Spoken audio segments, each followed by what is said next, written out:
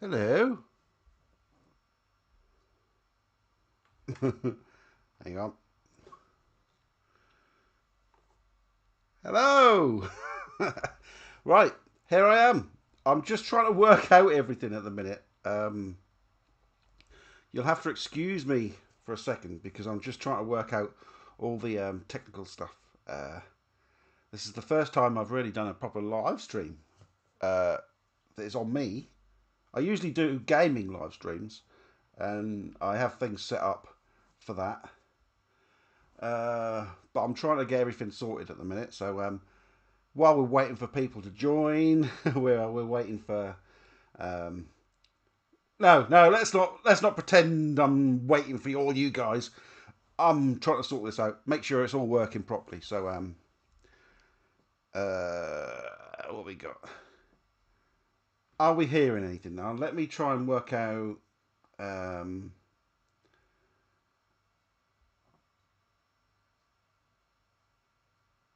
Let me try and work out if I can get chat on here.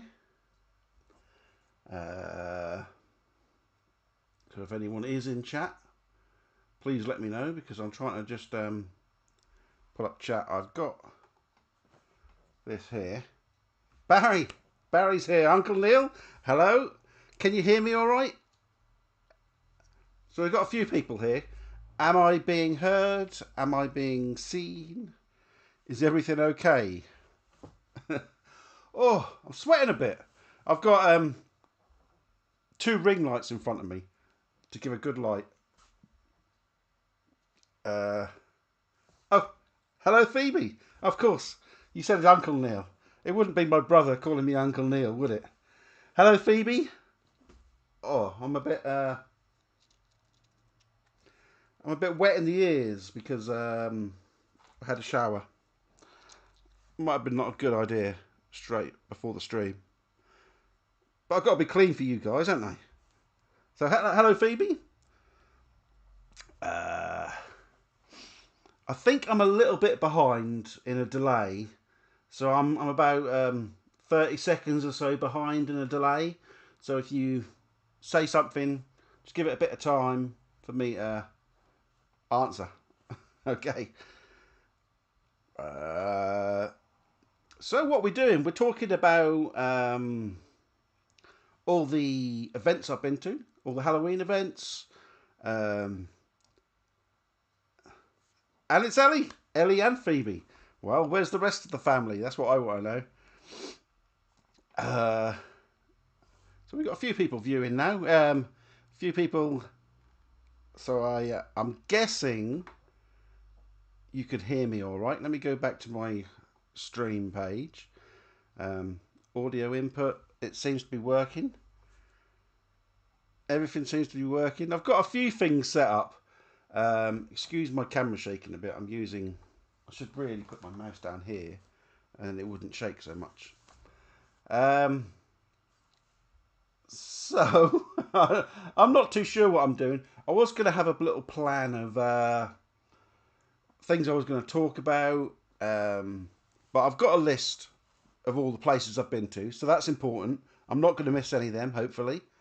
So, should we get started? I don't know where to start really. Do we just go straight into an event or something like that? I think I'll put this back on the chat. Hello, Will. Will, you might have seen Will from my Pleasure Beach Fairground Frights. He was a big part of the videos there. So hi, Will. Good to see you. If you want to give us any info on upcoming roller coasters at Pleasure Beach, you're quite welcome to. But I'm sure you won't be allowed, even if you are. There is one coming. So yeah, let's start off. I'm not going to start with Fairground Frights because it's one of my favourite events, and I want to leave it to a little bit later. So what we're going to do, we're going to talk about each event I've been to, and at the end I might talk about kind of like what I've got in the future, what's to come maybe. So that's what we're going to do. So let's start off. Let's kick off with a biggie, shall we? Let's kick off with shall we say Tulleys? Ha! Look, I've got a bit of a there. Got some graphics here for you guys, so you know what I'm talking about. Tulleys. Tulleys Shocktoberfest. It is the biggest screen park out there, and of course, it is the best screen park I've been to. And by screen park, I mean events with multiple mazes, and not within a theme park or an amusement park per se. You know, we're not a place with rides that are there permanently. So a screen park is somewhere that's not a theme park, you know, during the day kind of thing, but it's just there as a Halloween event, a horror event. So yeah, Tulleys. So that's what I'm going to be talking about. We've got the different kind of categories, and I feel they have to be separated, the two. The screen parks and the theme parks that have a scare event. They're very different, and they have very different offerings. So I think you have to split the two. So you, I don't know, just because they're very different. Let me go back to my chat. I'm trying to have my chat open, but have my screen open at the same time. Oh, hang on. I've just started talking. I need my chat open. Live chat. There we go. We have live chat open. Hang on. I did try and set all this up before. It took me about 2 hours to set up everything, and I still wasn't ready. I thought, you know, I always think I'm going to be ready for this sort of thing. What the hell's that? I don't know. It's all going wrong. Don't worry. We'll get there eventually. This is going to be... I don't know how long this is going to go on for. It might go on for an hour? 2 hours? I won't be 2 hours. So Will's asking what info. No, I don't want info. I'm what I do with Great Yarmouth Pleasure Beach is keep watching the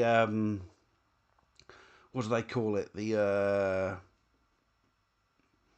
when you put in for an application to planning applications at the council, I watch that. So if there's anything coming, I'll be watching throughout. It'll be about now. They're putting in planning applications for next year. So if something big's coming, I'll know anyway. So I do watch planning applications for Great Yarmouth. I'm a real saddo. Let's get rid of this if I can. Oh, there we go. Sorry, I'm just trying to sort out my chat at the same time as me looking at my streaming. Because I'm a bit behind, I can't watch my stream.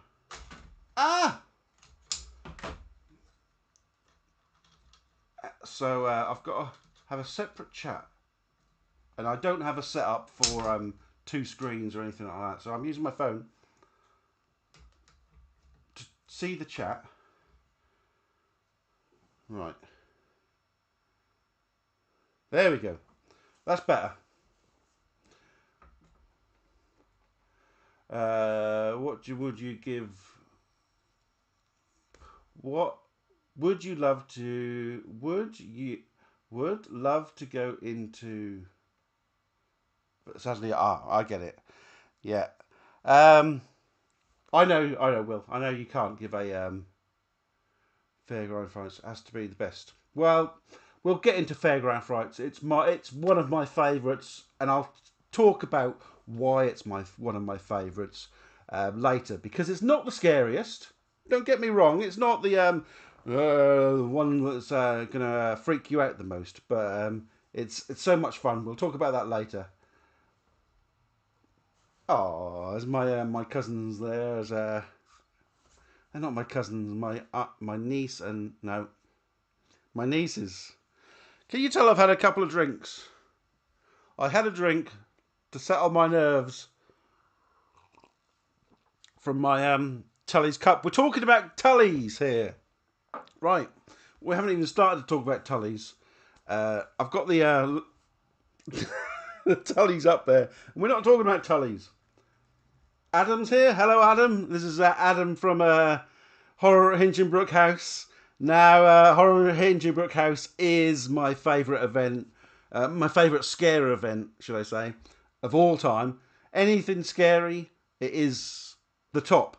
Now, I heard from comments on another person's page that there is another scary place out there that's pretty extreme. I've forgotten what it's called now. Is it the Museum of something museum? I've got it written down so I don't forget. I'm going to go there and I want to compare next year. So beware, Adam. I'm going to go to wherever it is. It's in Stoke, isn't it? It's a Museum of Horrors, is it called? Museum. And when they put in the live actor thing, this is supposed to get really extreme and you sign a waiver and all that sort of thing. Now, I've been searching for somewhere that's as extreme as Horror at Hinchinbrook House, and I haven't found anywhere. I thought Scream Park, is it? Scream Park in Southampton might get close, but I don't think it is. I think it's just a little bit more extreme when you go into the pay extra. There's an extra thing you pay for, and you can get to a more extreme. But yeah, I think that I'm not sure how extreme this. I'm going to call it Museum of Horrors for now because I haven't got anything written down. I'm not one of these people that prepare for this sort of thing.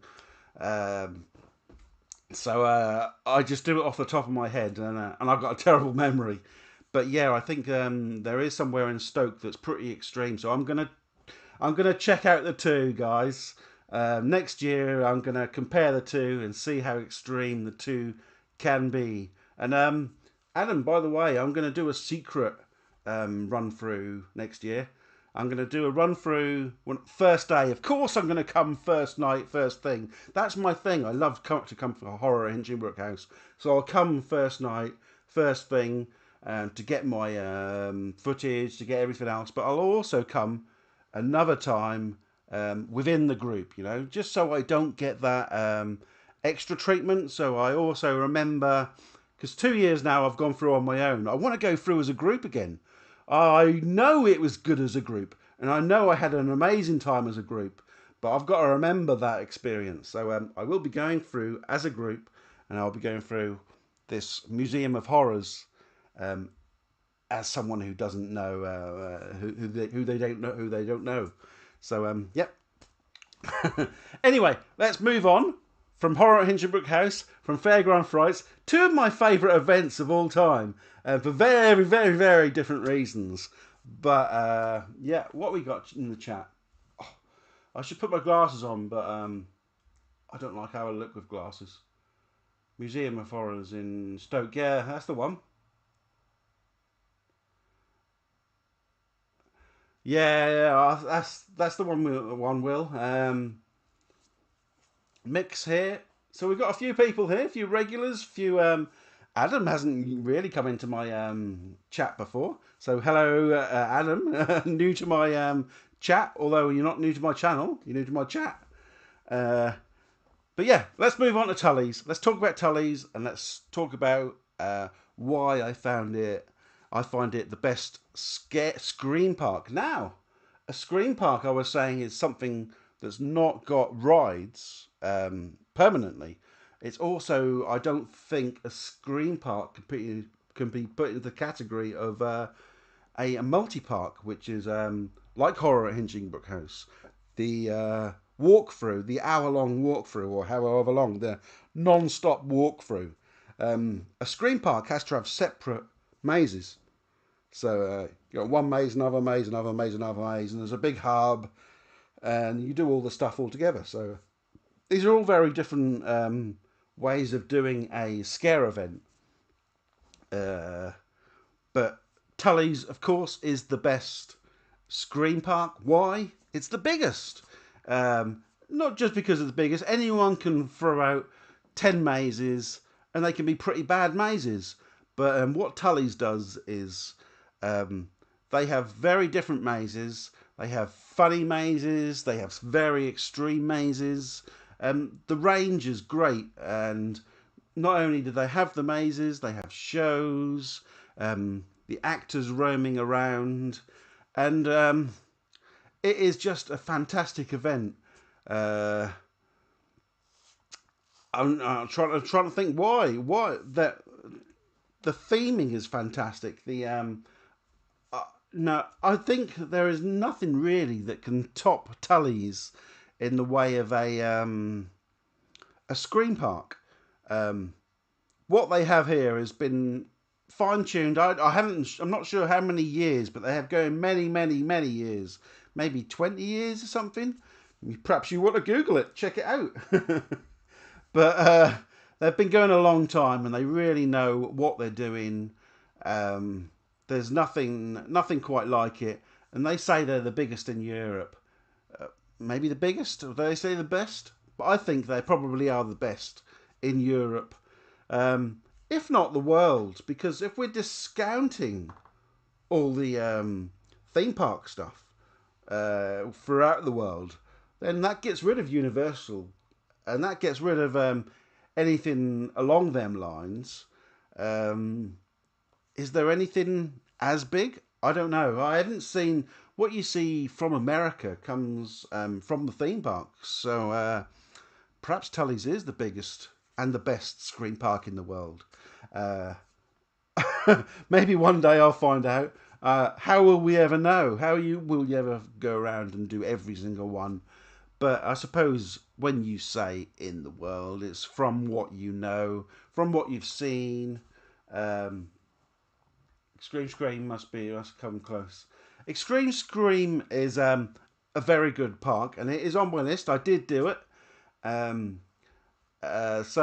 shall we move on to Extreme Scream? I'm not going to go through every maze and things within each category, but let's talk about. Watch this. This is how good I'm getting it. No, I'm not very good. I can't find it. There it is. Extreme Scream Park in Melton Mowbray. The difference is they have like 6 mazes you go around, and what there is lots of animatronics, lots of sensors going off all over the place. So where screen parks and theme parks get you, and this is why I rate Horror at Hinchinbrook House so highly, is because a lot of places aim their scares at the girls or at the people in the front, and you don't get that at Extreme Screen Park because of the animatronics and because of the sensors.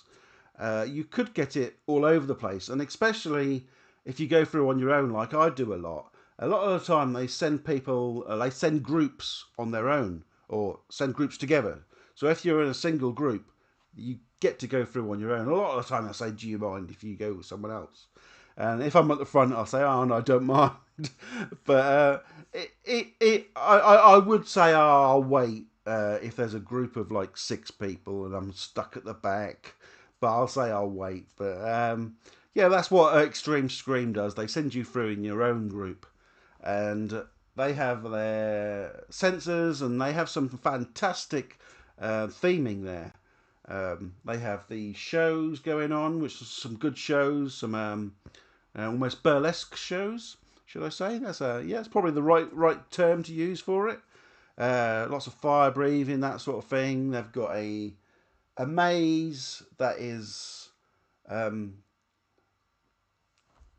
it's not a scare zone, but it's a maze that you can go around multiple times. So they call it a scare zone, but it's a set trail. It's a linear path. But yeah, Extreme Scream is a great event, and I rate it. I haven't done stuff too far north. This is about as high as I go. Melton Mowbray, Alton Towers, that sort of thing is about as high as I've been. I'd love to go north to do more things. The Warsaw Maze, the York Maze, and other stuff up north. But I haven't done a lot of stuff up north because of my location in Norfolk. It's quite hard to get to north places. It's hard enough for me to get to the Alton Towers with a 4-hour trip there, 8-hour round trip. So it's quite hard for me to get up north. I'm just making excuses. But anyway, back to Extreme Scream. I think it's in my top 5. It's probably my number 2 Scream Bark. It is great. I had to decide this year whether to go to Burton-on-Trent. Was it Scream? No, not Extreme Scream. No, I've forgotten the name of it. But the Burton-on-Trent one, Scream. It's not Screamfest, is it? It might be Screamfest. But those two and the Extreme Scream are very. Yeah, it is Screamfest, isn't it? Very similar in level of how good they are. The theming is very good. And what a friend said to me once was the Extreme Scream has the animatronics, but Scream Park in Burton-on-Trent has the actors. And it depends whether you prefer the actors or you prefer the animatronics. Personally, like I said, because I'm on my own, I like the animatronics. I don't get the girls don't get singled out. Whereas you go to Burton-on-Trent and you might find that happens. Yeah, the people in front get the scares, the girls get the scares. So two very different parks, but I think they're rated at my number 2, number 3. Tulleys is always going to be on top. What we got in the chat? Romy actors at Tulleys. Yes, Brian was great. Barry's here, of course. Unless one of the girls has watched it and found it very good. But yeah, Brian is fantastic. I think I said in Tully's video that Brian had had been given an award for the best roaming actor. I'm pretty sure that's the case, and it's no reason, there's no. It's obvious why he got that, because he is just fantastic. How he interacts with people is wonderful. He's really good fun. So it's exactly what we want from a scare actor. You don't necessarily want to be scared from a scare actor.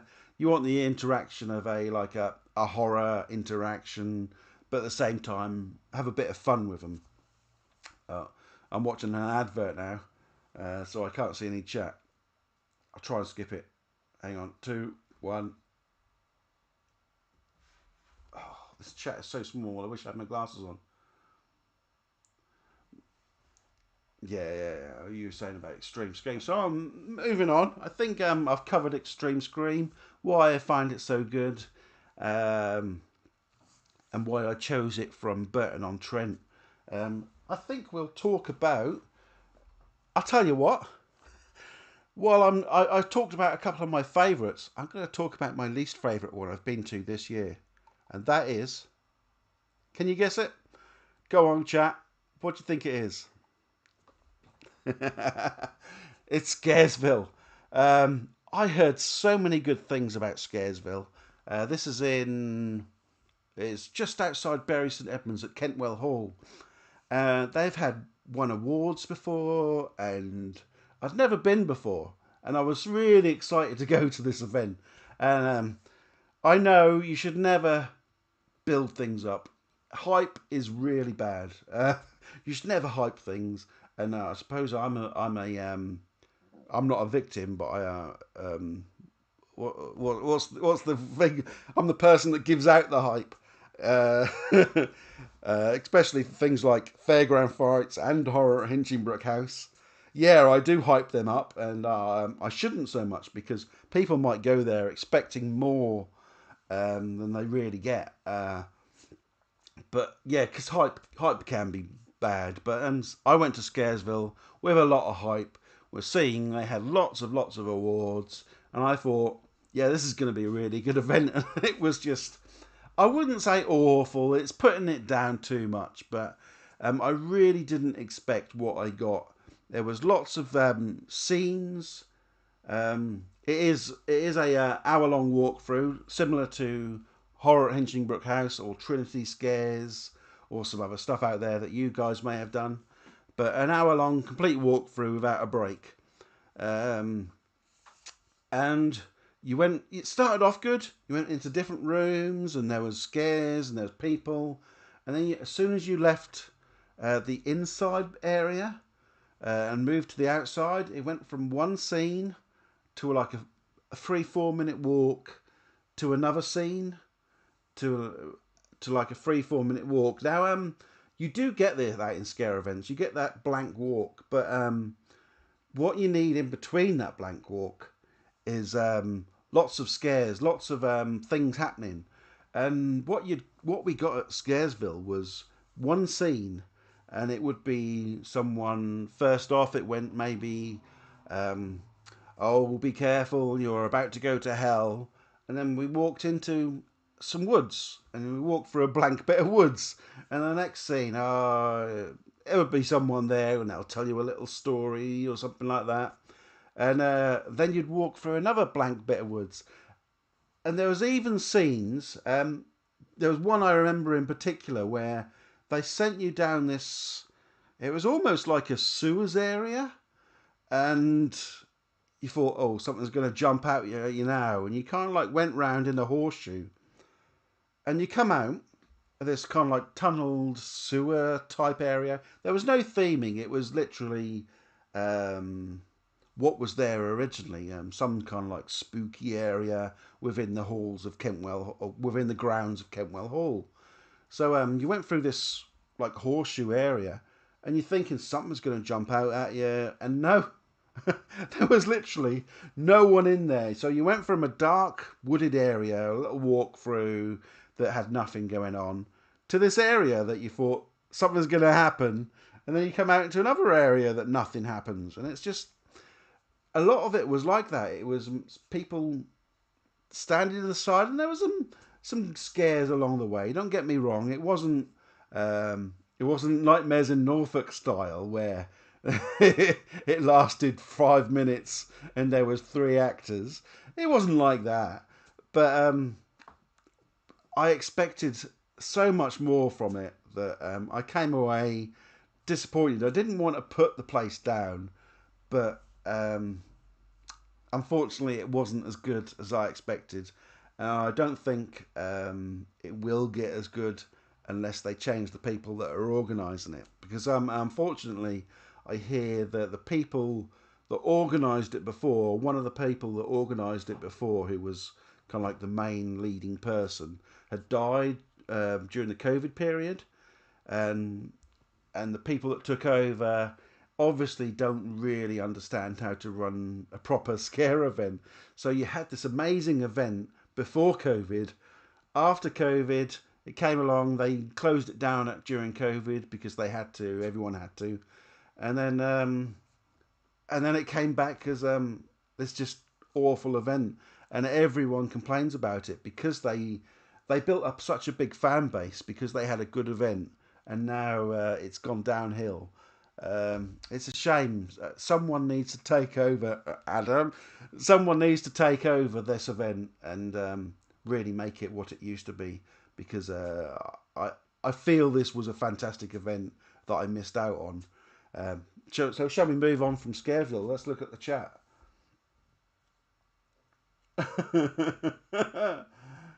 Not Nightmares in Norfolk. Night. This wasn't. It didn't. I don't know if anyone saw Nightmares in Norfolk video that I did, but I did it 2 years in a row. The first year it was so bad. Um, I've never. I don't even understand how they could have called it a scare event. You had 3 characters. You had Michael Myers, Jason, and Leatherface, and literally you went through a field and you met these characters. They kind of like chased you for 10 seconds, and I walked through that field in literally 3 minutes. You can go back and check my full video. I'd done a non-stop video. A lot of it was dark because it was in a field, but I wanted to put the full video up just to show I wasn't cutting anything out. But that was it. It was awful. The next year they came back and they got some marquees together, and they done all right. And then one of the scenes was quite an intense scene, so I gave them a lot of praise for coming back. With a better version of what they had before, a completely better event. But yeah, Nightmares in Norfolk was bad, and it hasn't come back. It never came back for a third year, unfortunately. I don't know what you were about to type, but it probably it was bad. Oh, on Scaresville. Oh, I would love you guys to take over something like that. It would be it needs someone that knows what they're doing to take over Scaresville, or maybe not just to take over it, but to at least come along and help them out and give them pointers, for a fee. But it does need more. They had something fantastic, and it's just gone downhill. And I think if they don't do something good next year, people will remember it being bad and not remember it being good, which is a real shame. So let's move on from Scaresville, shall we? And let's talk about. Let's go for a biggie, shall we? Let's talk about. I'm not going to go Thorpe Park. I am going to go. If I can find it. I can't find it. There it is. Oh, there we go. Alton Towers. Well, I didn't go last year because the year before that I refused to go the next year because they don't change anything. Why do you not change? They bring in something awful, but don't change their main mazes, and they charge a lot of money for something that they keep bringing back over and over again. And this, I don't know, is it the theme of hang on, not Scream Parks, theme parks with a scare event. Um, they see it as a money-making thing. And yes, of course, it's a business, and everyone needs to make money, especially to come back next year to do something better. And that's what Alton Towers don't do. They don't improve on their success. And since maybe 5, 6 years ago, it wasn't COVID. You can't blame it on COVID. It was before COVID they started going downhill. So they have the Alton Towers mine tours, the attic, the darkest depths, and then the new one from last year, which was the invitation, which is headphones. We can't call it a maze, but an experience, let's say. This year they brought in Daz Games. Should we talk about Daz Games first? It was awful. I know there was people who absolutely loved Daz Games. I don't know why. What happened, if for those of you who don't know, you were given a wristband. Hang on. Where's my wrist? There's my wrist.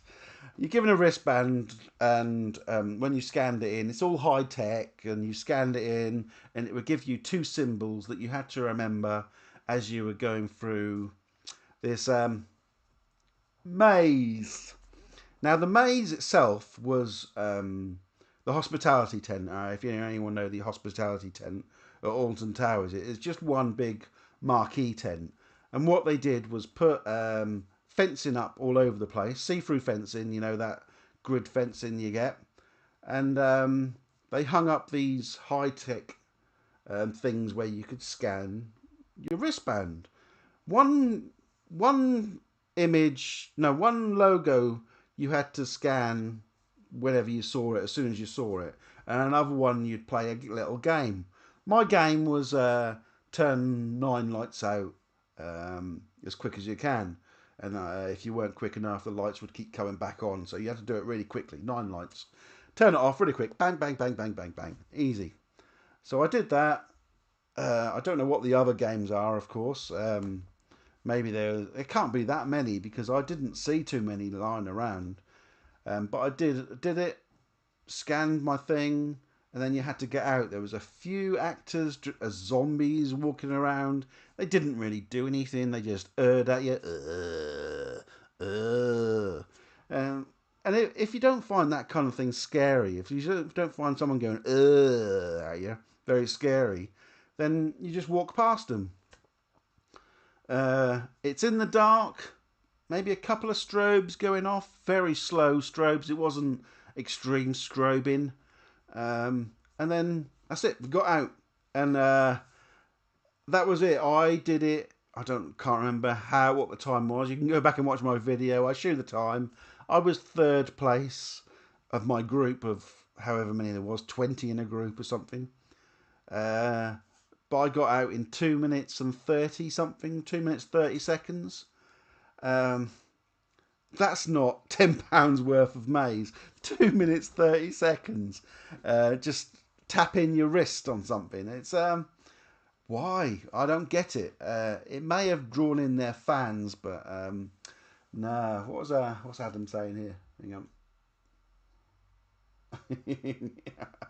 Oh, I wonder if you would. I wonder if you would get your hands on that. That would be a lovely. But yeah, Daz Games, a complete miss for me. I think it's there for the fans of Daz Games. Yes, he has a lot of followers on YouTube. 8 million subscribers, I think. I'd never heard of him before, but I don't know. How many people have heard of me?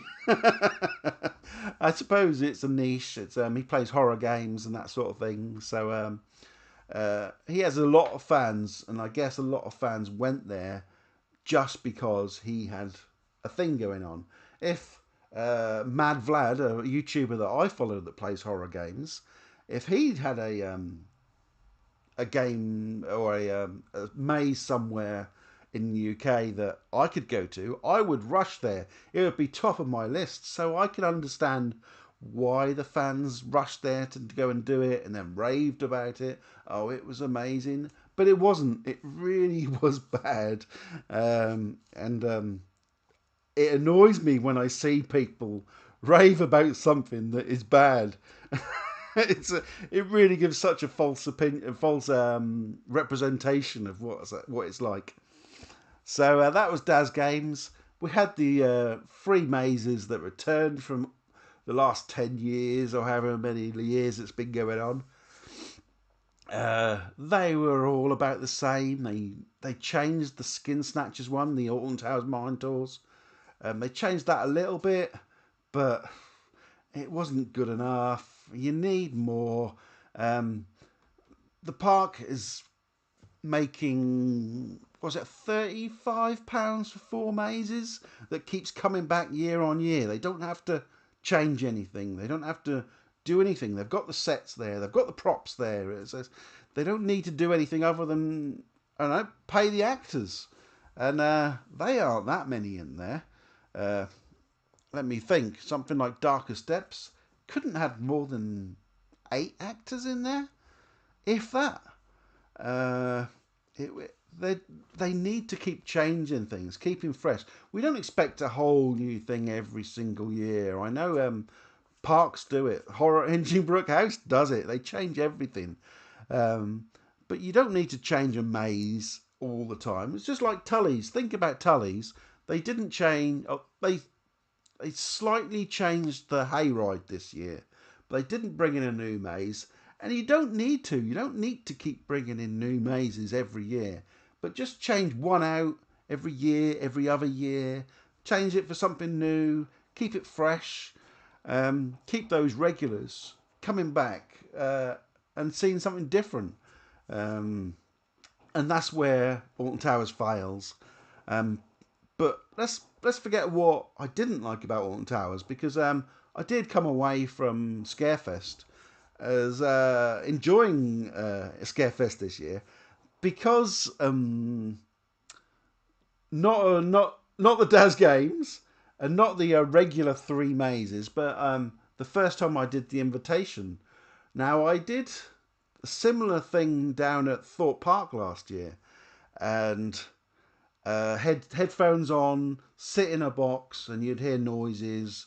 And it was a sci-fi thing what they had at Thorpe Park, and it was something about aliens getting into your brain or something like that. And all it was gargling noises in your ears, and that literally was the whole experience. And I went to Alton Towers thinking, oh no, this is going to be the same sort of thing. I knew it was based on vampires, so I thought, oh no, it's going to be someone just sucking blood from your neck or whatever. But what they give you was some more things going on. There was a bit more shadows going across your face, and it just felt more, what's the word? More personal, more like you were involved in what was going on, rather than it was just noises in your ears. So I came away from the invitation really enjoying that. Although it wasn't something fantastic, we were talking. Oh, I was talking about hype earlier, and my hype levels were so low for the invitation that I enjoyed it because it took it a lot higher than I expected. So sometimes not having that expectations is a good thing.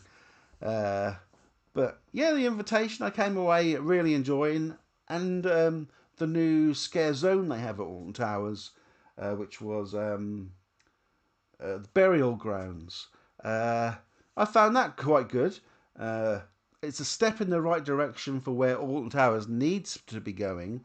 They need to stop putting out them scare mazes where you keep charging the earth for it. Now, I paid nearly £50 for these scare mazes as a pass holder.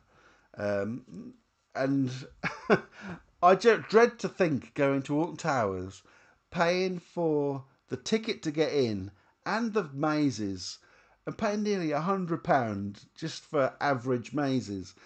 That is dreadful, and that is why I really dislike theme parks that keep churning out the same thing over and over again. But yeah, the burial grounds was okay. I quite enjoyed it. It was one of the better things. It was fresh, it was new, and that's why these theme parks need to keep refreshing what they do, just to keep people coming back and keep enjoying it. Or else you get what they've got in a minute, and then there's no queues. No one goes in these places anymore because they've all done them before. So anyway, I'm going to move on from Alton Towers Scarefest, and I'm not going to talk about Thorpe for now. Thorpe I haven't actually released my video for it, but just because I'll talk about that when I come to it, shall we? Let's talk about, I'll tell you what, something I did enjoy. The Cursed Fright Nights. So, who here has been to the Cursed Fright Nights? This is in Essex. Oh, you might see from the little picture there. I got a good pointing. So, Cursed Fright Nights in Essex. What it is four? Is it four?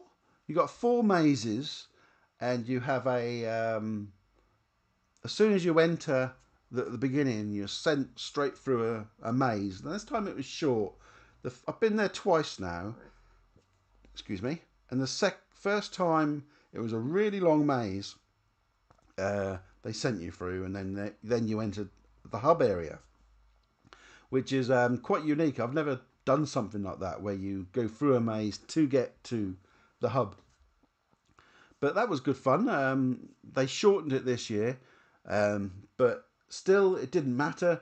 What was good is that you get those scares without expecting it. I suppose if you've been multiple times you expect it, but you get the scares to start with before you enter the hub, and that's not something that is usual in a screen park.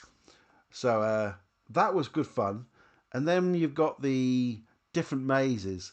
Now, what the Curse does different to a lot of places is they're very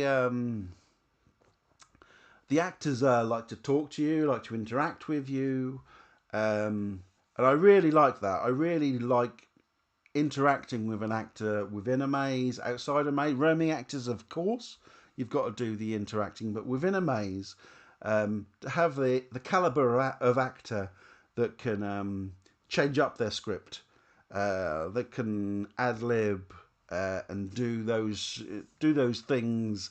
It means you've got a real good standard of actor that can play up to the groups, how a different group can be, and both times I went, they had that. They very strong actors.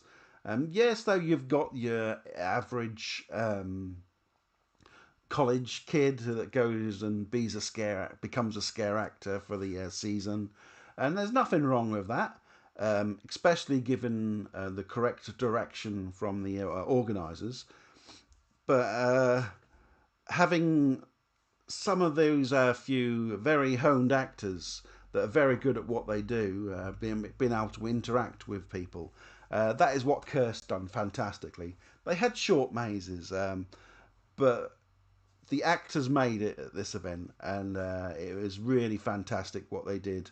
Um, I went there thinking I was going to rush around, do the mazes, and go home. But in the end, they did give me cards to go through the mazes twice. Um, so I had the opportunity to go through multiple, or twice, not multiple times, but twice. And I did do a few of the mazes a couple of times. But what I want to say is that I didn't want to leave. I was enjoying the atmosphere around the event so much in the hub, the roaming actors. They had a fire show in the middle, and it was just a really nice atmosphere. And I was quite happy to linger around and enjoy what was going on, and that has got to be really saluted because when do you go to an event that you do everything and then you want to keep staying, and that's fantastic, and it's great for the people that come along with their burger vans or their drinks van or whatever they have that's setting up these outside caterers. It's great for them too, because if you're going to want to stay and you want to hang around, you're going to buy that burger, you're going to buy a drink or what have you. So Cursed, fantastic. I don't want to say a bad thing about it. I mean, there's a few the size of the mazes not very long, but it just paled in comparison to the fun you had when you were there. And that's what you want to experience when you come to a scare event. You don't just want big mazes, the best theming. You don't need that. You just need some quality. And that's what the Cursed did. That was a good advert for the Cursed, wasn't it? Anyway, I'm going to move on from that. What we got next? What we got next? Oh, should we? I'll tell you what. I know. Before we get into my couple of my favourites, I'm going to talk about Primevil. We'll get rid of this one. Primevil. In Norwich, my hometown. It's my local park. I want this to be a great event because it's on my doorstep. And it is a very good event. They change up their mazes every year. They change them a little bit to keep making them a bit different. But I feel the scares aren't quite there. They don't improve enough. They're a great event and they need to keep getting better and better and better. I think if they every year they improved on what they did, they would become a top event in the country. And they fall short of that, unfortunately, because of, I don't know, just the lack of us. They have the roaming actors, which are fun. I don't think there was as many this year as they have been in the past. but the mazes can be hit and miss. They sometimes you can go through the mazes and they're quite scary, but I think it's more to do with if you're at the front. You get the scares if you're at the front, and I got a few run throughs at the front, and they are great if you get them initial jump scares. But without them jump scares, it's just a tame event. It's just, I suppose, a fun event, but not a great event. Uh, so I suppose if you get the fast track tickets and you get in there at the front, um, then it's great. But if not, if you're stuck at the back on every single maze, you're going to come away from this event as going, oh, it's just an average event. And I've done some of these mazes where I've had some really bad experiences. And I've also gone through having some really fantastic ones. So it can be very hit and miss. And you need more from something like Primevil that I think, what were they on, 15 years now? 16 years? Been going a long time, and they should be top of their game by now. And they're not quite there. They're still averaging. I wouldn't rate them really highly. Maybe a first time you go there, it's great, different new experience. But if you once you keep going back, um, it just doesn't hold that same appeal. And I worry next year that I'm really not going to enjoy it. I don't even know if I'm going to go back next year. It's on my doorstep. So like I say, I'm literally 10 minutes away from it. So I suppose I have to go. But if it wasn't for that, if I had to drive an hour down the road, I wouldn't go. So it really does say something about the event that I wouldn't drive an hour to get to it. Yeah, I want it to be better than it is, and I want them to keep improving, but they still stick to their 5 mazes, and they have they need to do something drastically different rather than change up the maze, move some headphones around, move their lanterns from one place to another. They need more than that. So Primevil averages, but not great. Ah, hi Sloppy Vlogs. Hi Dave. How's it going? Um, I was talking earlier about extreme events, the most extreme ones out there. And I know you did the one down in Southampton, which is I still forget the name of it. The one you did when you're covered in flour or whatever it was. I want to know how extreme that is compared to something like horror at Hinchingbrooke House. I don't think it's going to compare. I think you've got it's different levels, but it is on my top of my list after watching Dave's vlog or Sloppy vlogs from this year. It's really top of my list. The one you went to. If you can, Hinchingbrooke House is really intense. But yeah, after watching your vlog from that place, where was it? Scream Aloud. Yeah, that's the one. I really want to check it out to see what it's like. I don't know if I'm allowed to say what happens in Scream Aloud, or whether it's a thing where what stays in Scream Aloud. Maybe I get a special pass just to review it. I don't know, or maybe I could just say how I compare it to others.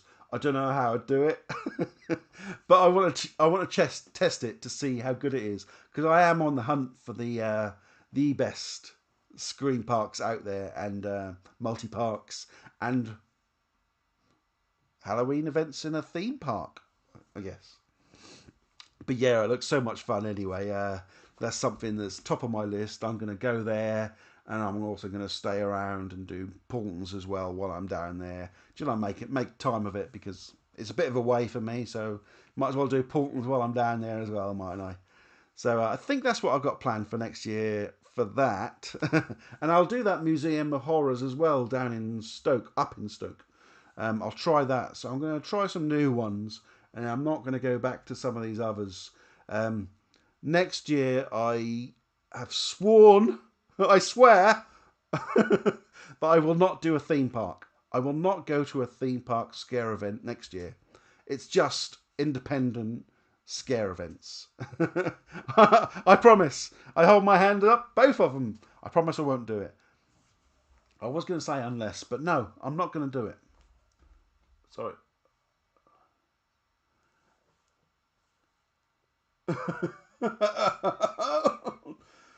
Oh dear, submerged in water.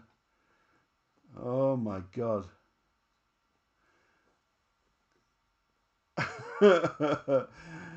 So that is very different, Dave, from what horror at Hinchinbrook House is. I mean, Hinchinbrook House is very extreme, but they don't do that sort of thing. They don't get that kind of hands-on, messing you up and things. But I like that idea.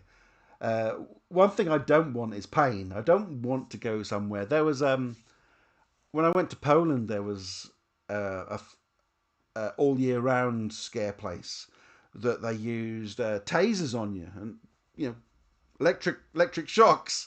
And I thought, no, I don't want to do that. I don't want to go around to a scare event where they're electric shocking you. I suppose it's how extreme you want to take it. And of course, there's somewhere in America that you literally they torture you. No no holds barred kind of thing. They will literally torture you until you're crying for your mum. And that's not what I want. I want a controlled event, but I don't want pain. That's not what I want.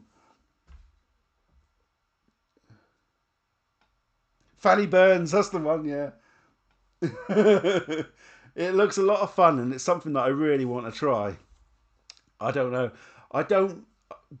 Would I like to see horror at Hinchinbrook House? Put that in that aspect of covering you in flour and water. No, I don't think so. I think that sort of thing needs to be separate because horror at Hinchinbrook House is so intense. You don't want that the feeling of I don't know what's. I suppose you need um,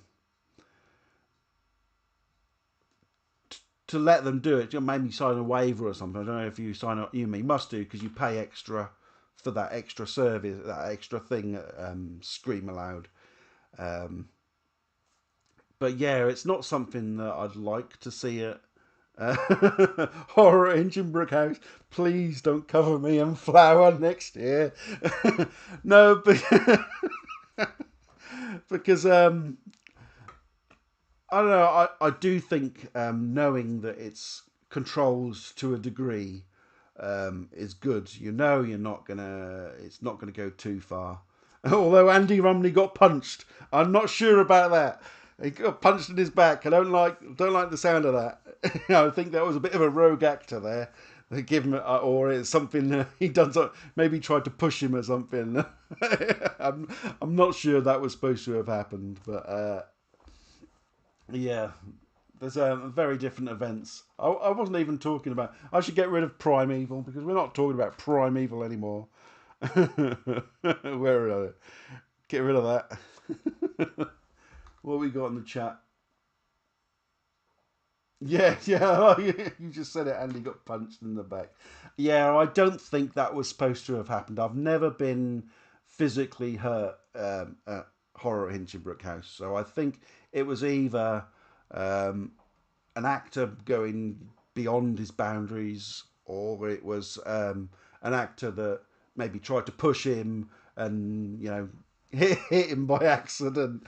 Because yeah, I don't think that should happen there.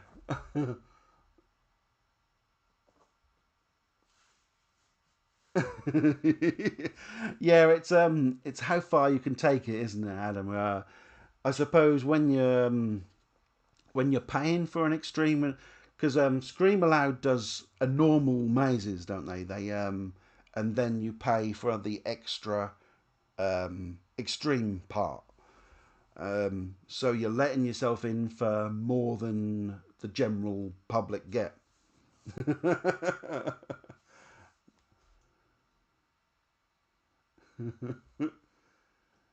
It's just extreme. It's not scary, just extreme. Yeah. So I don't know. Just different experiences, and I'll definitely go down and try it next year. Anyway, we're going to move on to, seeing as we're talking about extreme places, I'm still holding out on Hinchinbrook House. Although we're talking a lot about it, it's something where I compare everything to Hinchinbrook House because that is my ultimate. That is the top. And how can you not compare something that's extreme to the most extreme?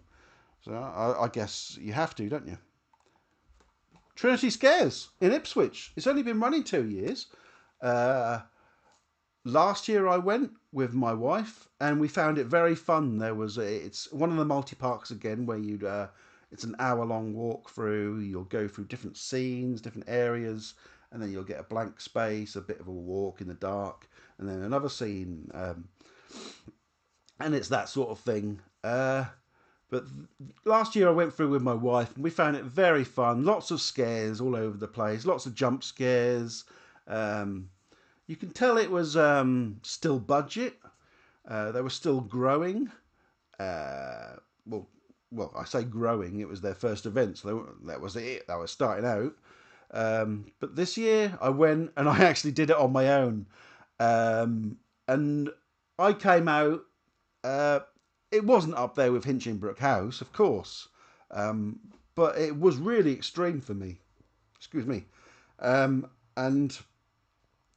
I wasn't expecting how extreme it was because I wasn't in a group. When I was in a group last year, um, there was no one to have that interactions with, no one to have a bit of a laugh with as you're going around. And I forgot to say that when I was talking about Scaresville. Something that made Scaresville better was the fact that you were in a group and you had a bit of a joke with the group. And I don't think an event should rely on that. Although it's good, especially in them empty spaces, being able to have a laugh with your group about what you've just experienced.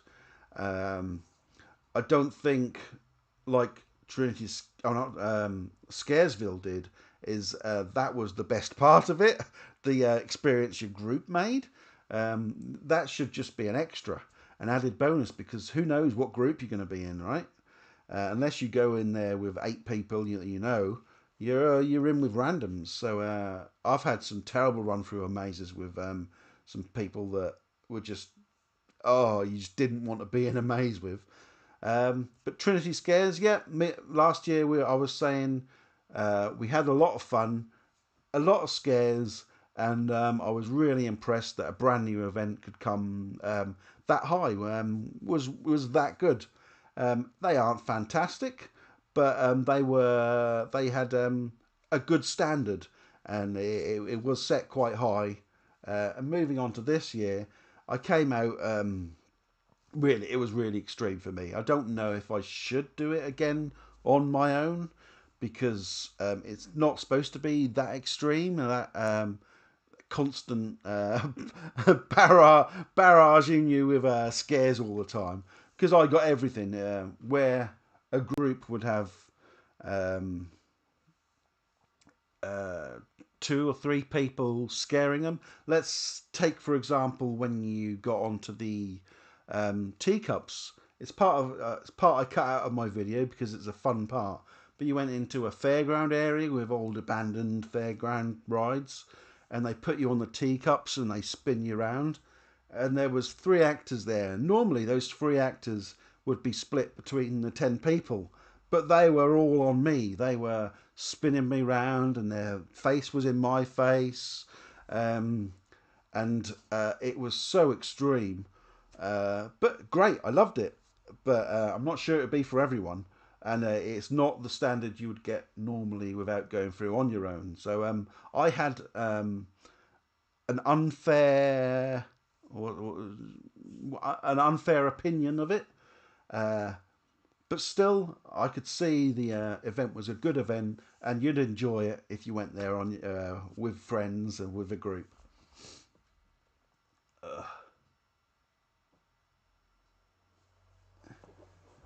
The wolf attacking the scamp.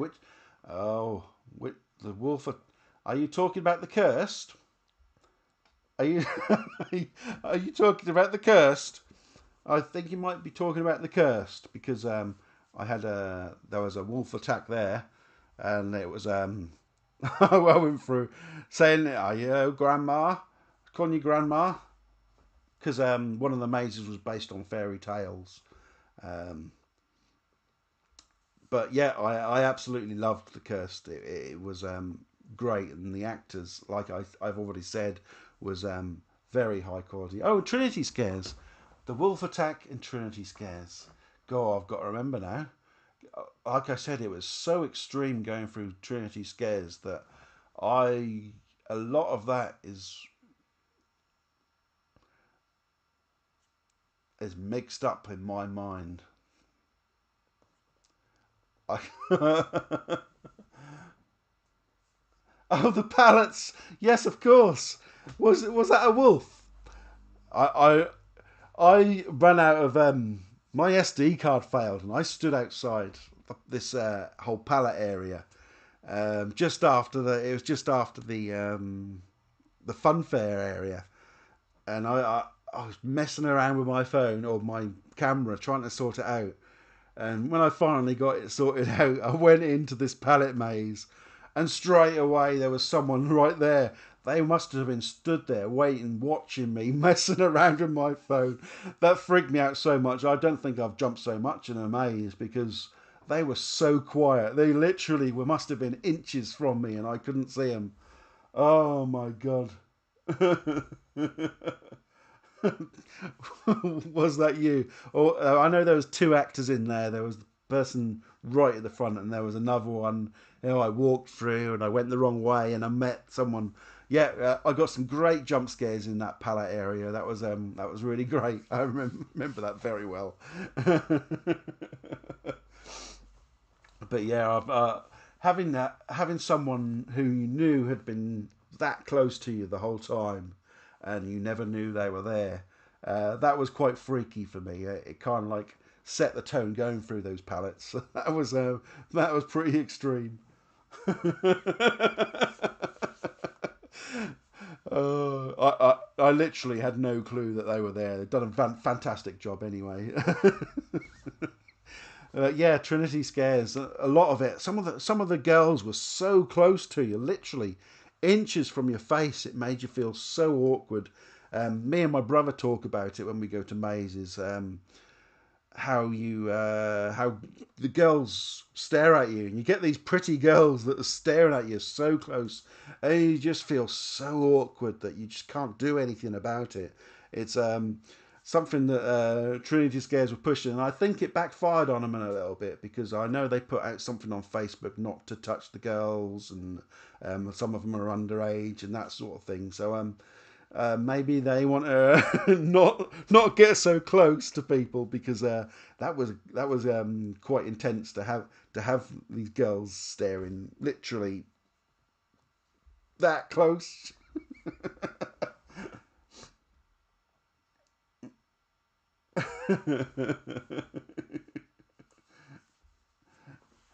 Yeah, that was Trinity Scares. It's something that I really enjoy and something I would go back to, and I would definitely take that if I could choose between Primevil and Scares. A couple of my locals, I would drive to Trinity Scares instead of going 10 minutes down the road to Primevil.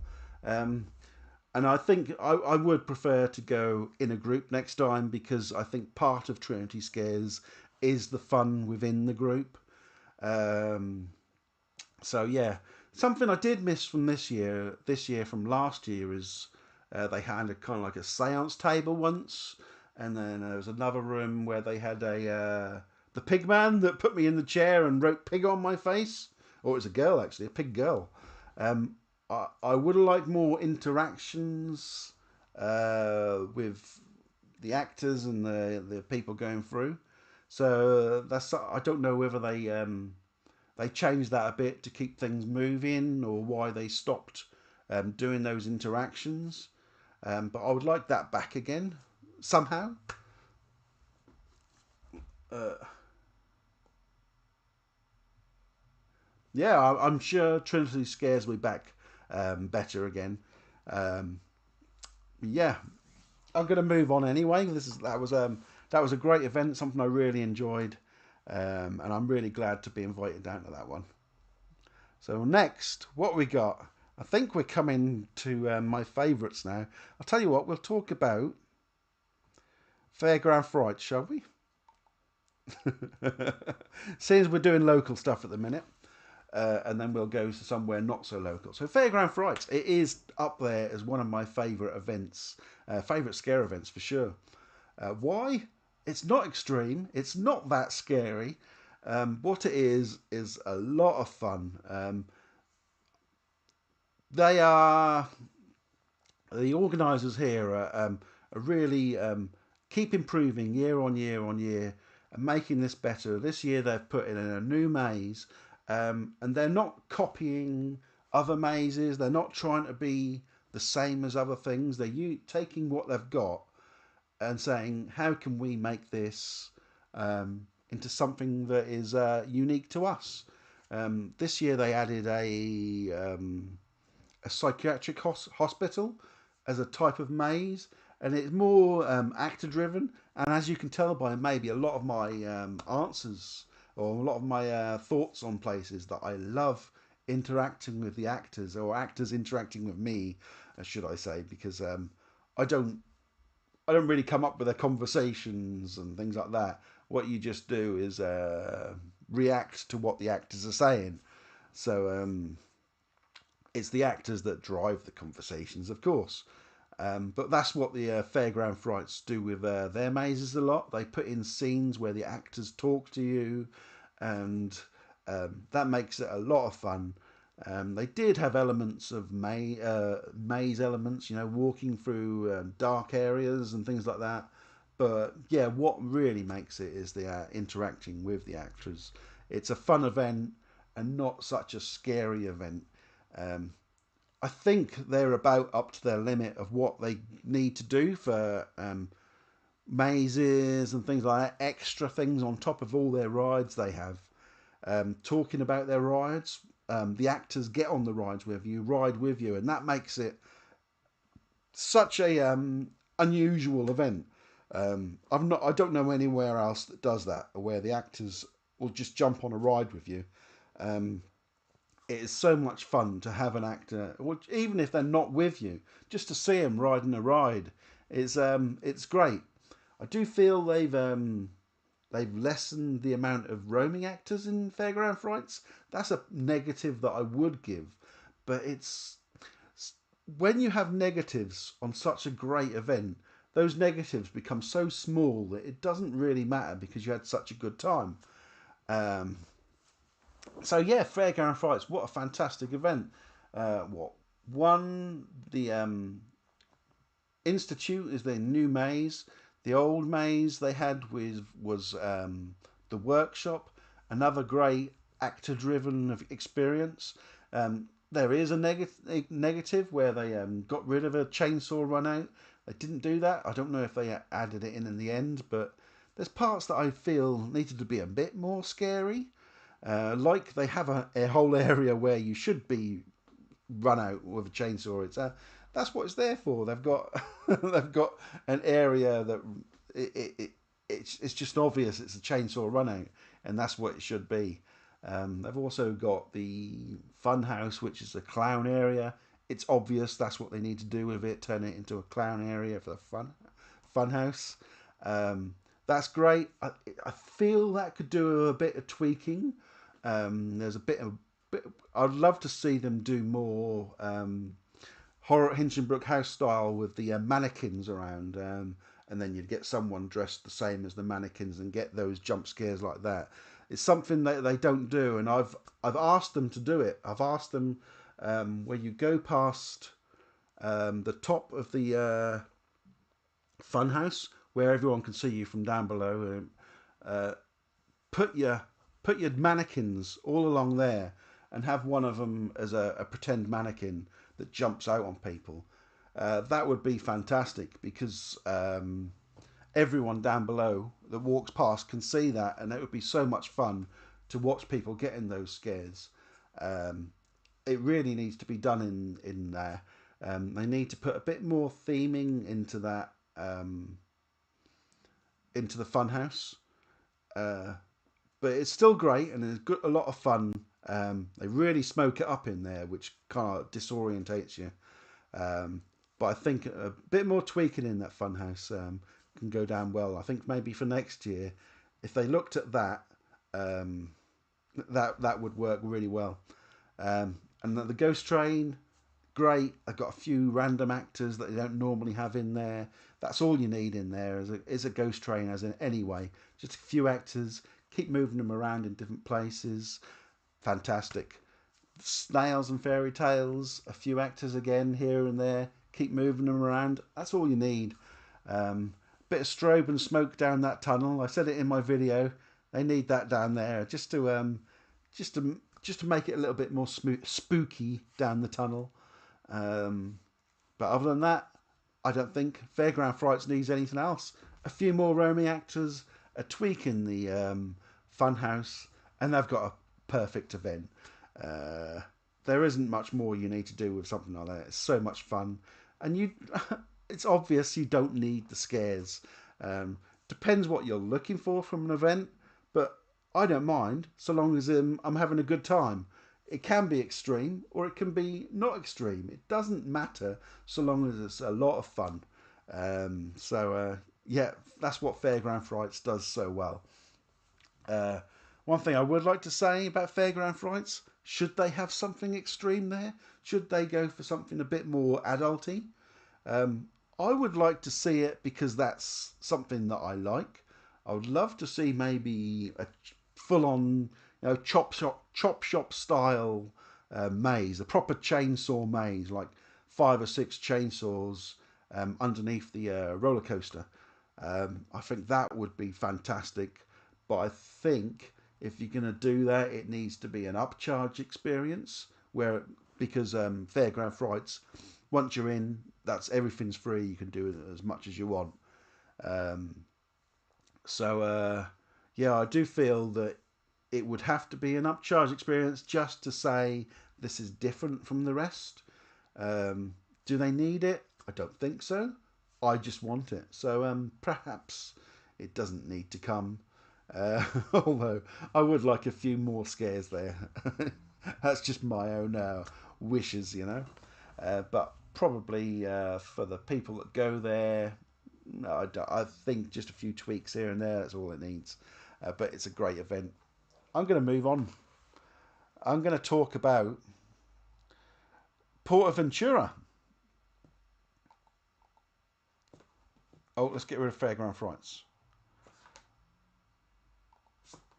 Portaventura World. Now, this is somewhere I'd never been to before. Theme park, of course. And I went there specifically for the scare event, the Halloween event, which lasts like a month. Excuse me.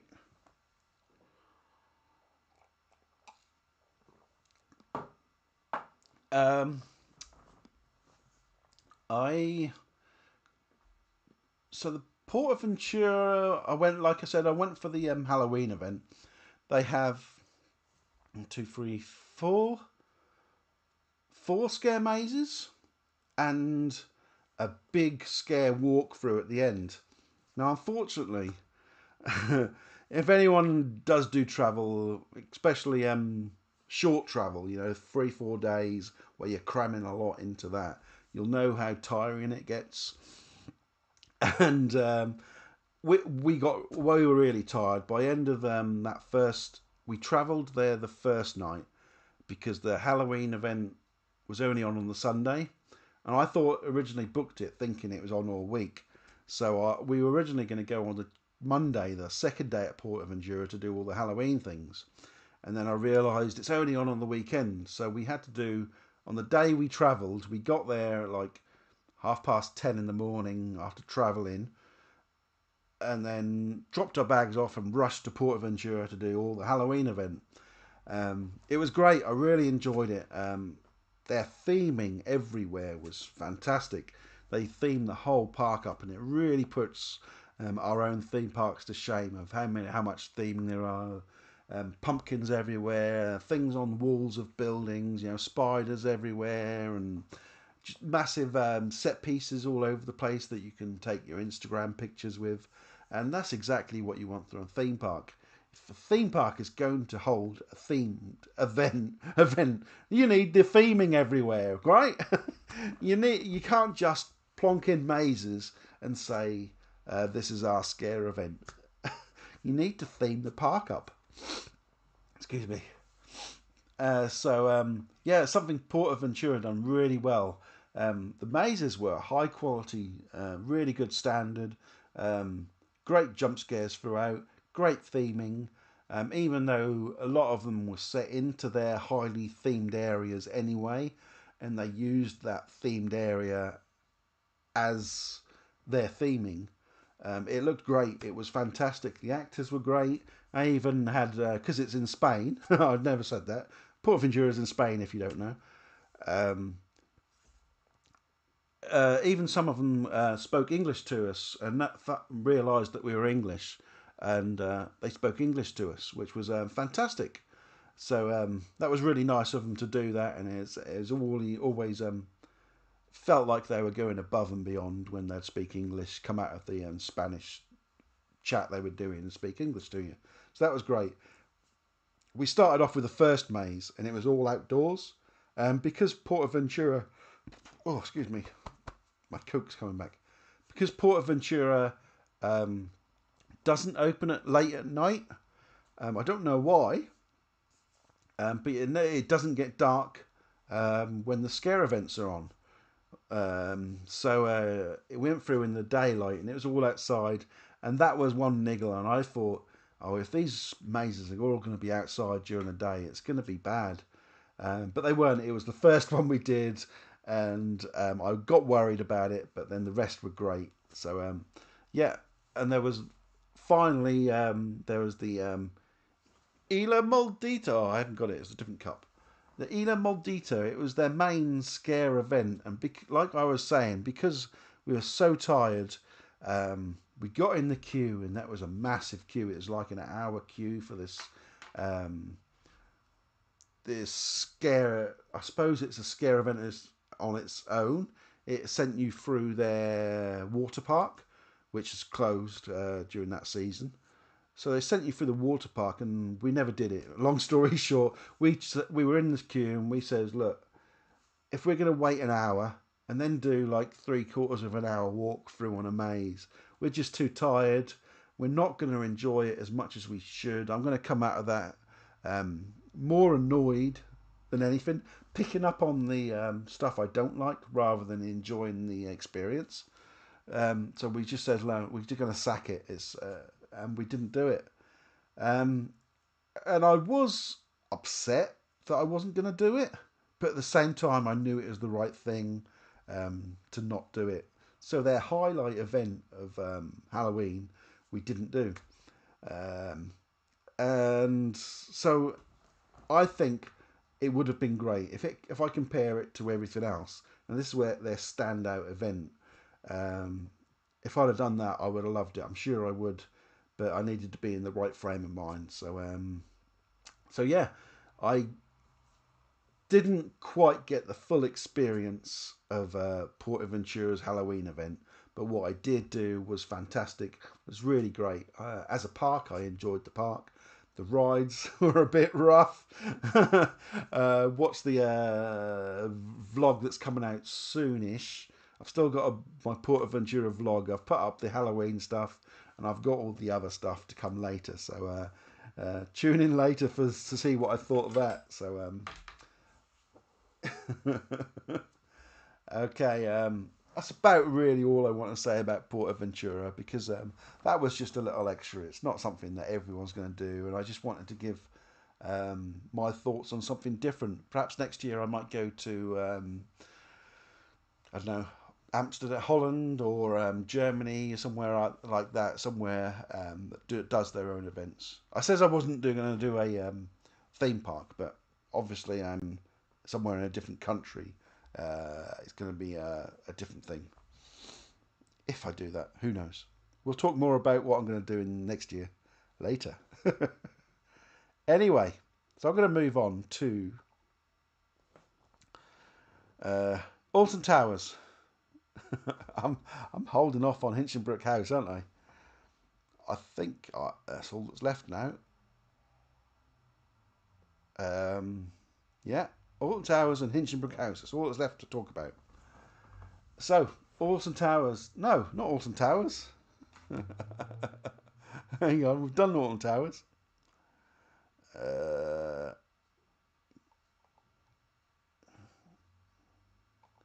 Thorpe Park. Thorpe Park Fright Nights. Um, it's a scare event in a theme park, and mazes at these events are just average. For people who go to these theme parks and it's the only scare event they do, they're going to enjoy it. They're going to have a good time because that's all they know. But until you start going out to these more independent places and realizing what a really good screen park is all about, or multi park, then you're only going to enjoy Fort Park, Alton Towers, and wherever else you might go for your theme park experience. Um, it's okay for overall thing, but they're average mazes. I did the new maze, or I did all the mazes. The moon maze, which is the stitches, which I didn't get any scares in whatsoever. No jump scares. It wasn't really scary. It was going through a toy shop. Um, and it's some great theming in there, of course. Um, but other than that, it wasn't really very scary. I was put at the back of a group with a load of people I didn't know. There was like two other groups. So me and then two separate groups, and you just can't have fun when you're those people are rushing around doing their own thing, and people at the front are getting the scares, and there's it's just nothing to it really. I found it really disappointing. People raved about it. Oh, this is so good, and I just didn't find it that great. Same as trailers. It's the same thing again from the last few years. Um, Maybe it's got another year left in it, but I don't think it's got much more without changing it up quite drastically. So trailers again, it was okay. I love the Halloween, the 80s theme.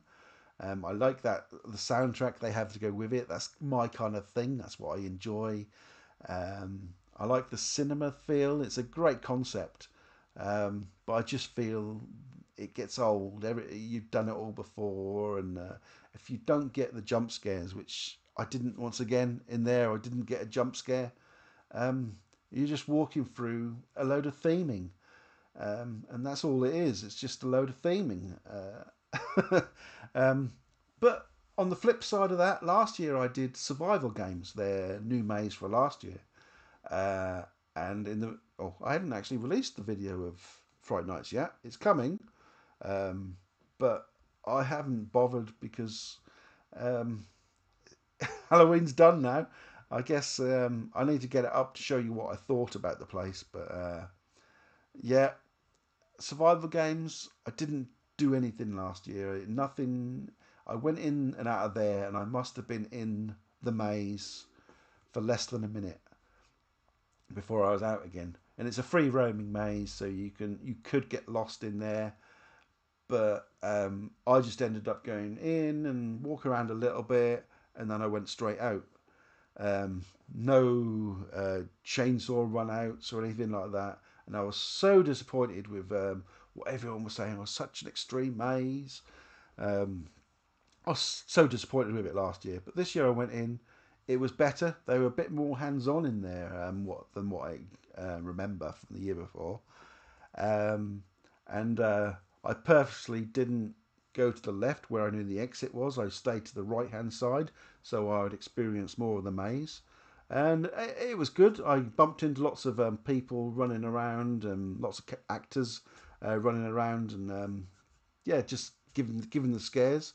It was a lot better than I expected. There was a chainsaw run out, which I enjoyed. Lots of sensors going off as you're running out as well. Lots of spurts of air kind of thing as you're going out as well, to give you that sense of urgency of getting out, you know. But yeah, survival games was okay. Uh, and I didn't do too much more in Thorpe Park. I was getting to the stage of uh, travel fatigue again. I'd gone throughout the week to all different places, and I was getting tired. I hadn't really had rest since before I went to Spain, and by then I was getting tired, and I didn't want to stay to the end of the night. So I just wanted to get to bed. So I didn't stay to watch any of the shows going on. I saw a little bit of the Roman actors running around, um, but I didn't feel I needed to hang around to watch a little dance routine, um, and whatever the actors were at the, what was it? What was the new thing they had? The it's kind of like a hell type thing. Lots of demons running around. I didn't know what that was all about. They had a stage, but I think it was more maybe fire stuff going on. I don't know. So I never saw that. I did do the crows again, Morecambe Meadow. That was okay. It was a bit more of the same again. I felt there wasn't. They didn't really change anything up. They didn't do anything different, and I would like to see more. It was great crows once, and I feel the standard is coming down now because you've seen them over and over again. They were great when they were roaming actors. Then they had their scare zone, which was great to see. But now, for the third year, the scare zone's back again. I just feel it's just a bit more samey again. It's the whole theme park thing where it just becomes samey. And once again, the Death's Doors, which is back for a third year again, is it? I never saw the point of it originally when I went there. Knock on a door, someone would come out. It felt like a family scare zone. There's something that Alton Towers does, the trick or treat place. Knock on a door, someone would come out. Oh, I'm a scary person, and so all these doors you knocked on. But it just seems a bit pointless. Knock on a door, someone says something, you go again. And the actors aren't that good a quality um, to really interact with you well enough to make it a great area. So I don't really see the point of Death's Doors. I never liked it from the start. But this time I went in, and literally within 10 seconds of being in there, I don't think I even knocked on a door. Um, all the actors had come out, and someone from the cast, whatever they call them, had come out and go, look out! Everyone out! Everyone, all the scary people are out. Get out of here! Go, run away!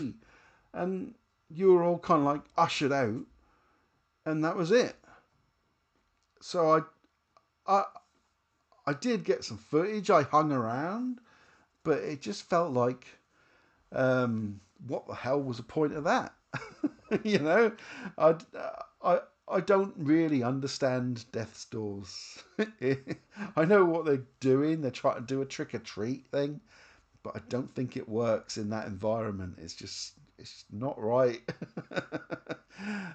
So yeah, Death's Doors is not for me. I wish it would go away and they're putting something a bit more scary. It's Thorpe Park. It's not a children's Halloween event. It's not Legoland.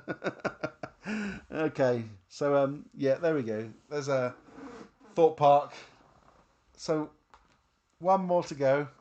We all know what it is. It's my favourite.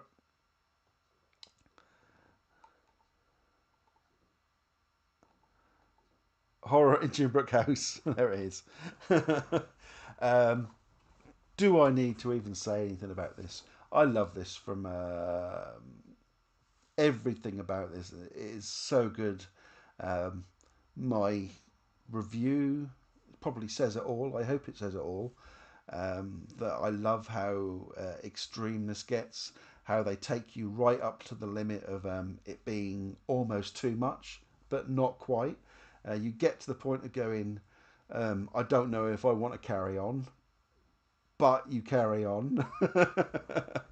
And that's what I love so much about it.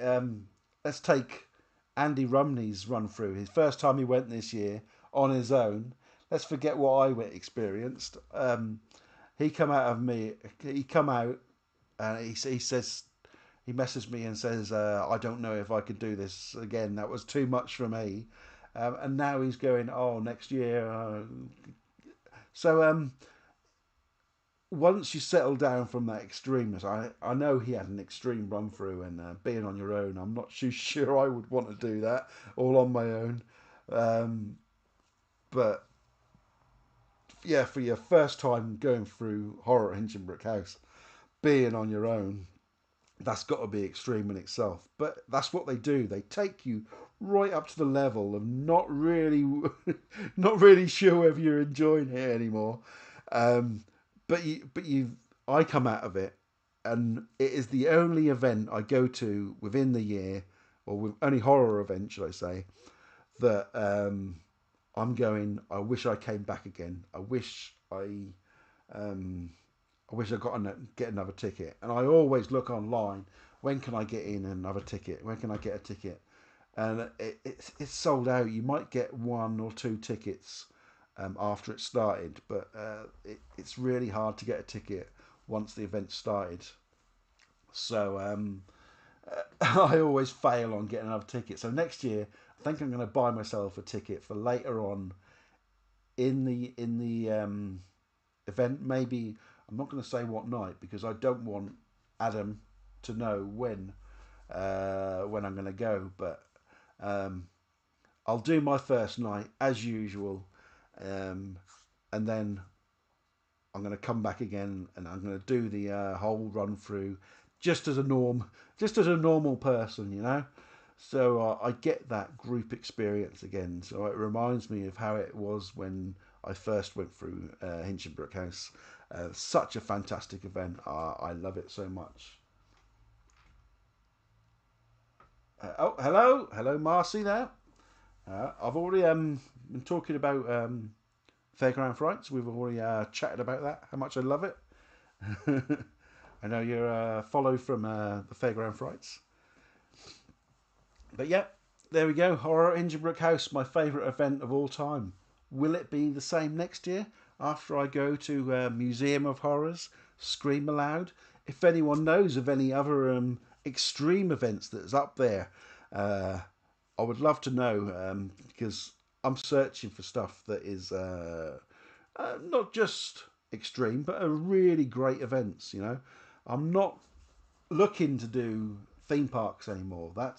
It's just it's too boring for me. I go to theme parks. I'm a Merlin pass holder. I love roller coasters. I love going to that sort of thing, and I'll do them throughout the year. And I don't need a theme park to give me a tame scare event. I need a good scare event throughout the Halloween season. And I'll just save the theme parks for what they do best, and that's give you roller coasters. So yeah, no theme park scare events next year, not unless it's abroad. So where am I going to go next year? Talking about next year for Halloween, who knows? I'll go back to the ones I love: Horror at Hinchinbrook House, Fairground Frights. Um, I will go back to the Cursed, Trinity Scares. These are local ones to me. Whether or not I do Primevil, I don't know. I don't think I'm going to rush to do it first night like I have always done. I go to Primevil. I'm there first night. I get good views from it, but no one else goes. No other YouTuber goes. And if they want me to continue publicising them as the only YouTuber that goes, I do feel they really need to. I don't know.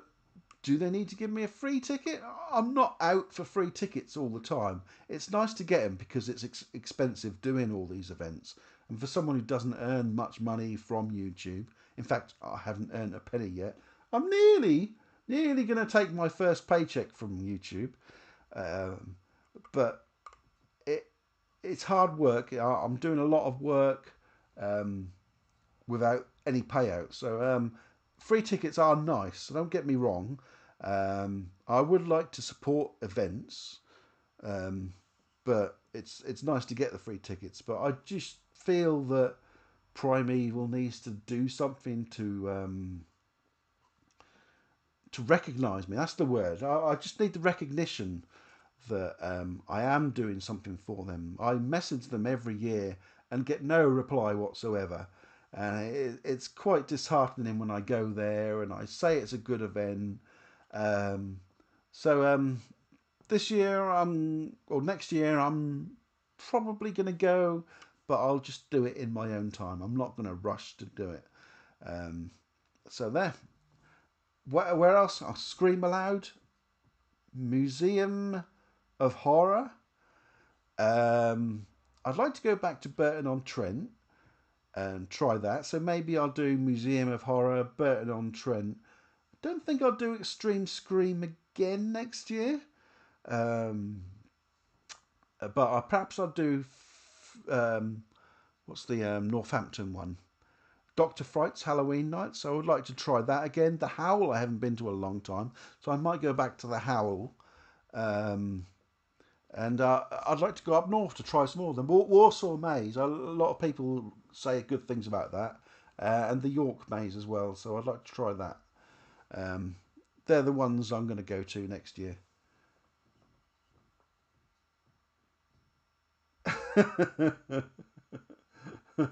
I know. I watched you. I watched the. I keep trying to say Pleasure Beach Experience, your experience guide, and I have given them a like. I don't know if they've hit their 500 or not, but yeah, he needs to go through on his own, doesn't he? It's about time he went through on his own.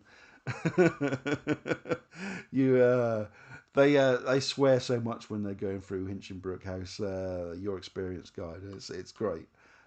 It's really good that someone at that level, the channel at that level, gives you great exposure because they should. You deserve it. You guys do deserve it.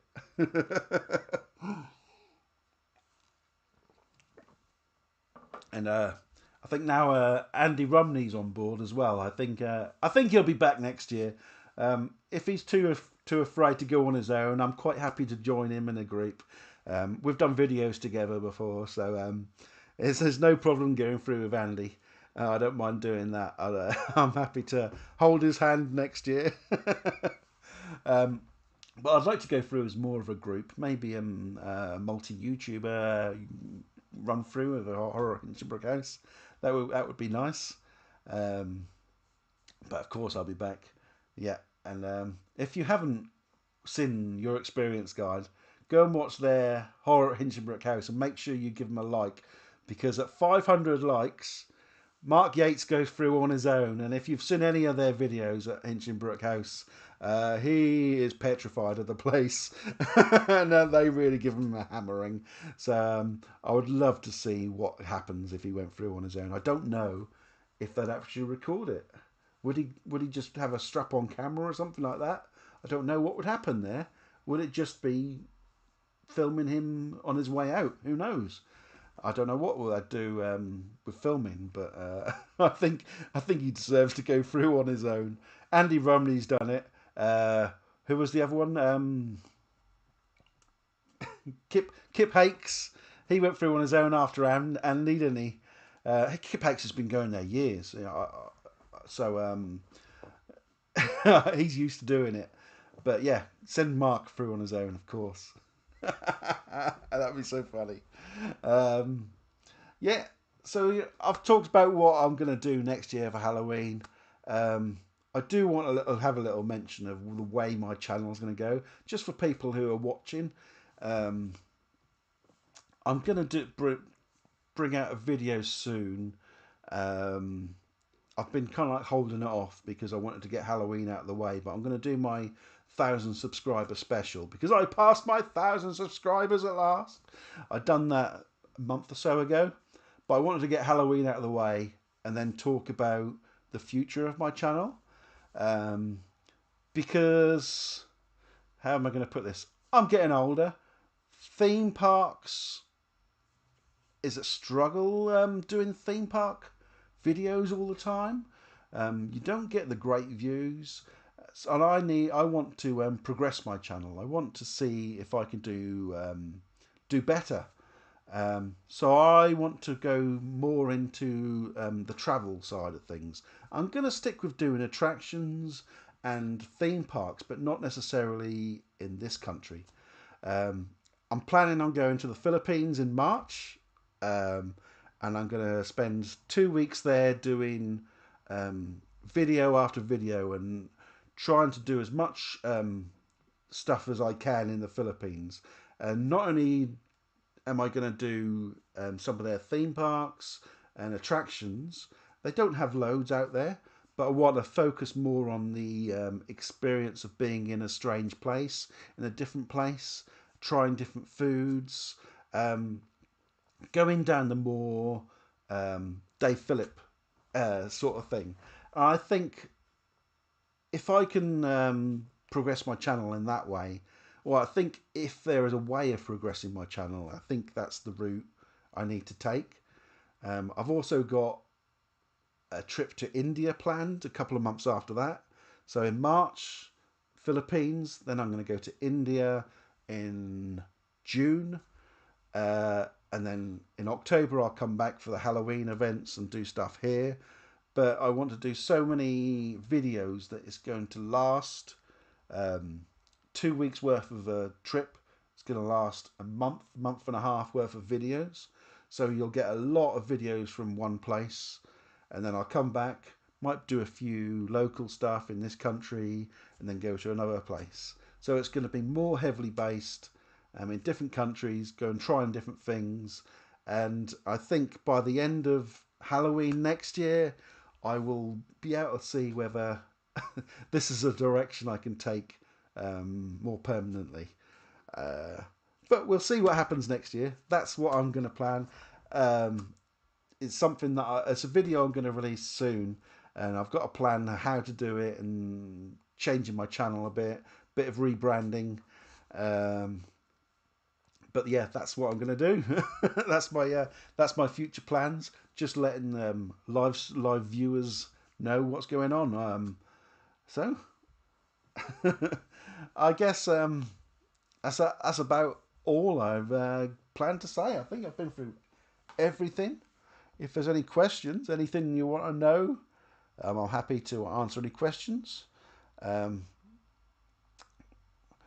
Where I was gonna say where I'm gonna go during Christmas, but I haven't really made much plans over Christmas. I'm not gonna do Winter Wonderland. They're getting funny with people with cameras. I'm not interested in going places where people with cameras aren't welcome. So anywhere that are funny with people with cameras, I'm just not going to go near. I've had problems with where was it? The UEA in Norwich with the Anime League when I went to the Anime League. Although the Anime League were good with me, I had issues there which I'm still working through. I don't know if you saw the video, saw what I said about it, what happened. But I'm still going through things legally with them. So I refuse to be to go to an event that doesn't what's the word that doesn't back people who come with cameras. Yeah. I won't be doing Winter Wonderland this year. I'll probably do a few walkthroughs, Christmas walkthroughs, but I might try out a few more videos that are a bit more raw, a bit more like travel videos, but in this country. So I probably do a couple of Norfolk things. Just maybe go around Christmas markets, but just not focus on that. Just kind of like just do a raw walk around, um, almost walk with me, Tim sort of thing. Not hotels. I'm not going to do that. Um, but yeah, just generally go to. I don't know if you can think of somewhere that has a decent market. I'd probably go there, spend the day, look around, and just enjoy the area, see what I see, and do a bit of more raw footage kind of thing. So that's kind of what I plan for Christmas, and then I move into what I'm going to be doing for Halloween. Of course, over winter I'll be playing a few more games on Twitch. Um, that's what I do over winter when it quietens down. I get do a bit of gaming. I don't feel like going out. No one wants to go out and filming every day or every day off, should I say? Sometimes you just want to sit at home and do nothing, don't you? When it's dark and cold. Um, so yeah, I'll be playing a few more games. I'll be doing that on Twitch because although I had people watching when I live streamed on YouTube, um, I feel it took away from where my channel is if I play games on YouTube. So I'm going to put all my gaming stuff on Twitch, unless all my live gaming on Twitch. I'll probably bring out a few Minecraft stuff on YouTube because I know there's still fans who watch that. Oh, it's Nigel Craft. Don't tell me you're a Minecraft. So I said Minecraft. Someone from Nigel Craft. Are you a Minecrafter? Into Hinchbrook House, Tulleys, and Trinity. Oh, this year.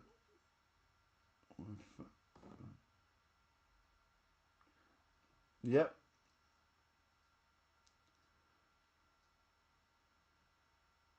Well, I I think you made a really good choice there, Nigel. Go to Hinchinbrook. Hinchinbrook is fantastic. Tully's is great. And Trinity Scares, if you hadn't been there, I'm sure you had a good time. I'm sure you enjoyed yourself.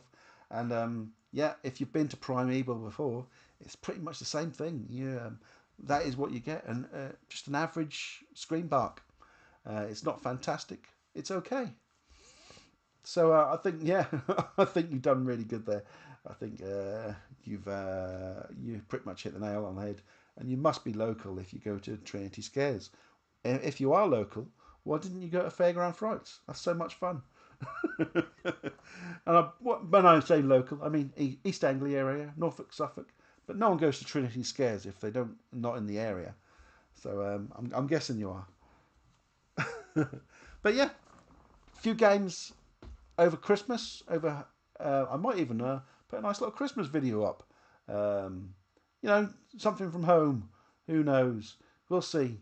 I want to try and do something a bit more raw, something working towards my travel stuff because I'm not used to just chatting to the camera, walking around and chatting and that sort of thing. So I need to practice, get used to it, um, getting ready for doing this new style of Dave Phillip, Harry Jaggard, World No Mac, that sort of thing. These are people I'm watching at the minute. I'm trying to learn from and trying to do something similar.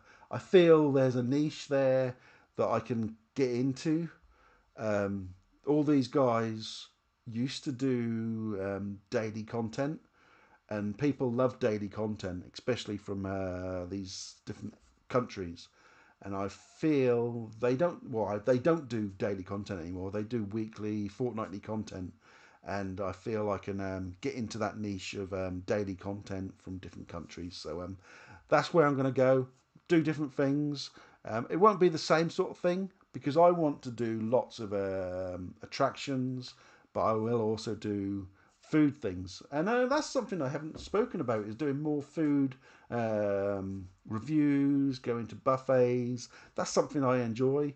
I do like food. So, yeah, that's something I'm going to be doing over Christmas as well. Ah, Healy.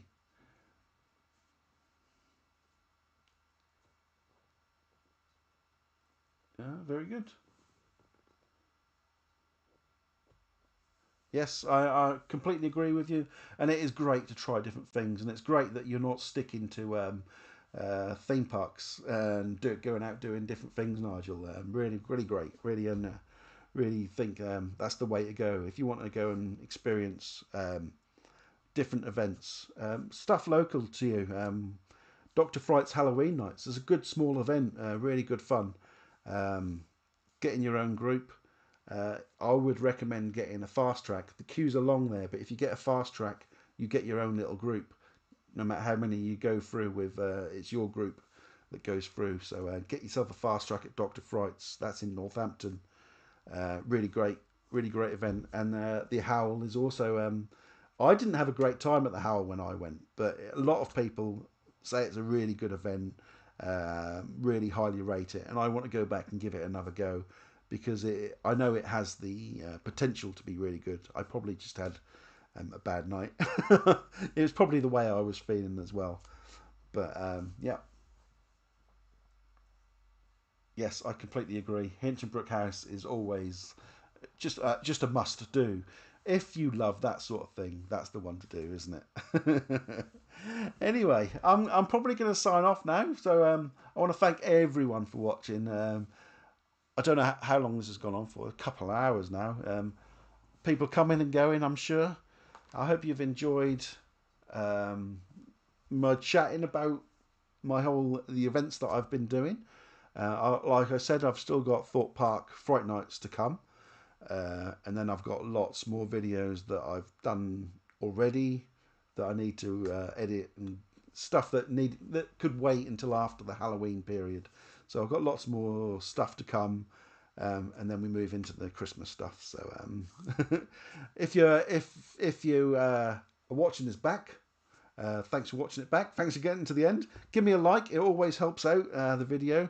And I don't usually ask for that sort of thing. I've got my 1,000 subscribers now, so I'm probably not going to ask for subscribers for a long time now. If people want to subscribe, they subscribe.